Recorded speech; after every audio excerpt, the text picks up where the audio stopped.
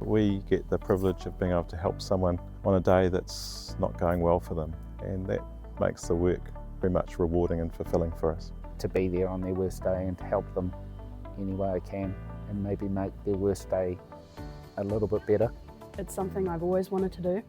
I was in high school, I attended career fairs, and I decided that working as a paramedic on a search and rescue helicopter aligns with all my core values.